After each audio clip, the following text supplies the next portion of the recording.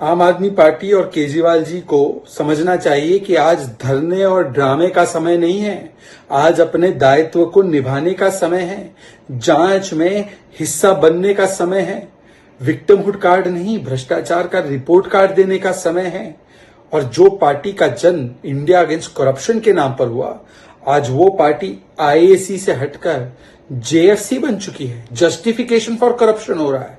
मतलब सोचिए कि जो लोग कहते थे पहले इस्तीफा फिर जांच, आज जब सुप्रीम कोर्ट राहत नहीं देता, हाई कोर्ट लोअर कोर्ट राहत नहीं देता, करप्शन के प्रमाण सामने आ चुके हैं, तो कभी अपने आप को कट्टर ईमानदार कहते हैं, कभी विक्टिमहुड कार्ड खेलते हैं और फिर शक्ति प्रदर्शन करते हैं।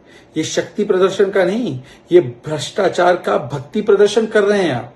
और बताइए कि क्या lower court, high court, supreme court Manish Sisodia, Sanjay Singh, Vijay Nair को राहत नहीं देता तो कोर्ट विद्वेष की भावना से काम कर रहा है, वेंडेटा पॉलिटिक्स कर रहा है।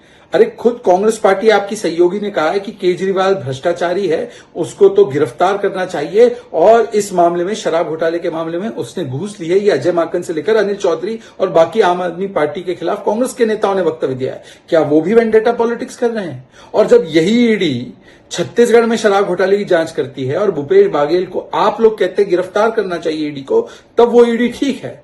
और अपने नेताओं के खिलाफ कार्रवाई हो जाए तब ठीक नहीं है।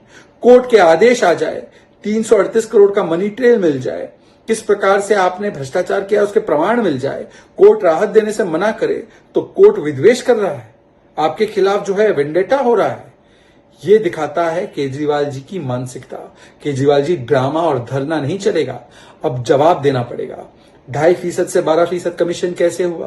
क्या स्टेटमेंट नहीं आया है कि ये आपकी मिलीभगत से, आपके संज्ञान से और आपकी साजिश से किया गया, धवन कमेटी रिपोर्ट के खिलाफ जाकर?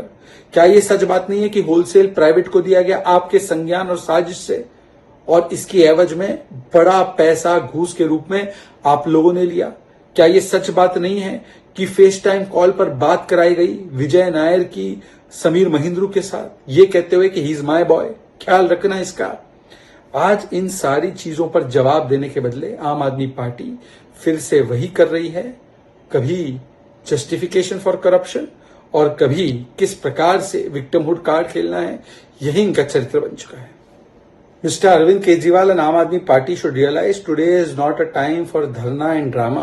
Today is a time for daitwa nibhana, which means you go and answer the agencies and don't play victimhood card, give the report card of your corruption. Stop playing this vendetta card all the time. Are the courts against you?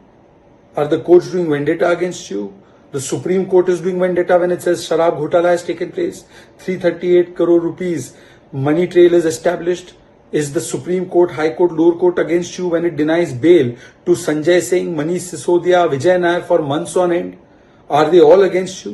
And even Congress party has issued statements that you are personally responsible for this corruption, that you have taken bribes in this matter. Ajay Makan to Anil Chaudhary made these statements. Are they also vindictive against you? Today the question is that those who started their journey against corruption and the India against corruption with Anna Hazare as their mentor have come to justification for corruption under the leadership of Lalu Prasad Yadav. First they used to say that we will take the resignation and then there will be investigation.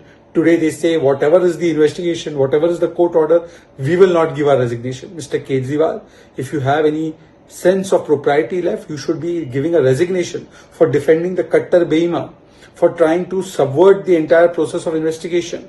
And please tell us, isn't it true that 2.5% commission was increased to 12% with your active connivance, and there is proof to this effect?